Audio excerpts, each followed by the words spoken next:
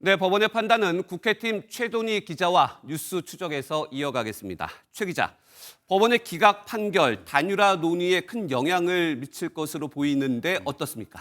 일단 통상 법원이 정당 내부 사정에 크게 관여하지 않는다는 전례가 있는데요. 네. 근데 이번 판결 당 안팎에선 예상 밖이란 평가가 많습니다. 국민의힘으로선 이와 비슷한 사례를 경험했기 때문입니다.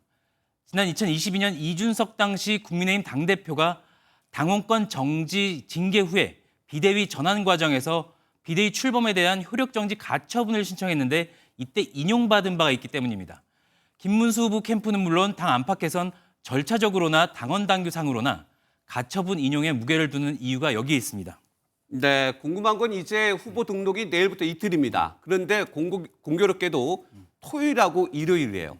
그럼 후보 등록에 어떤 영향을 미치지는 않을까요?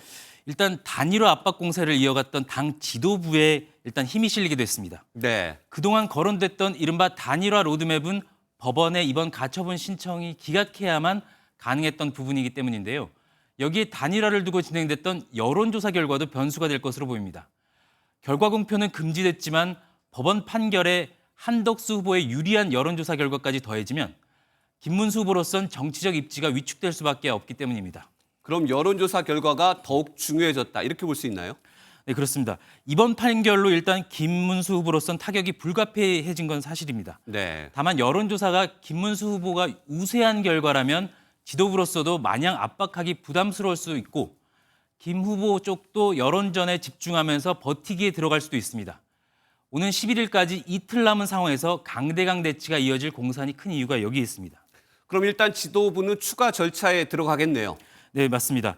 지도부 입장으로선 플랜 B가 아니라 네. 플랜 A로 추가 절차에 나설 것으로 보입니다. 어허. 예고했던 비대위 의결을 거쳐서 한덕수 후보 입당, 11일 전국위 개최 순으로 진행할 가능성이 커졌습니다. 이때 논란이 된 당헌 74조 2항에 상당한 사유를 꺼내들면서 앞서 말씀드린 한덕수 후보 우세 여론조사를 근거로 후보 교체를 시도할 것으로 보입니다. 근데 앞서 저희가 김문수 후보 쪽 반응을 들어봤지만 끝까지 완주하겠다, 이런 일단 분위기가 전해졌던 것 같아요. 그렇다고 해서 앞으로 어떻게 할지는 좀 변수가 있을 것 같은데 어떻습니까? 이번 기각 판결과 별개로 후보 지위는 인정받았다면서 국면전에 나서고 있는데요. 일단 내부적으로는 대응책 마련에 고심 중인 것으로 알려지고 있습니다. 특히 이번 판결이 대선 후보 지위 등과 관련된 만큼 다시 당의 후보 교체 결정을 원천 무효로 하는 가처분 신청을 추가로 제기할 공산이 있습니다.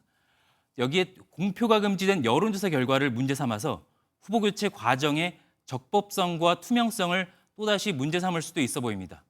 당으로선 이를 제지할 방법도 마땅치 않아서 후보 선출을 둘러싼 법정 다툼은 후보 등록 이후에도 이어질 수 있습니다. 후보 등록 마감 이틀을 앞두고 전국이 또 한 번 요동치고 있습니다. 네. 최 기자는 리포트 더 보고 잠시 후에 얘기 이어가겠습니다.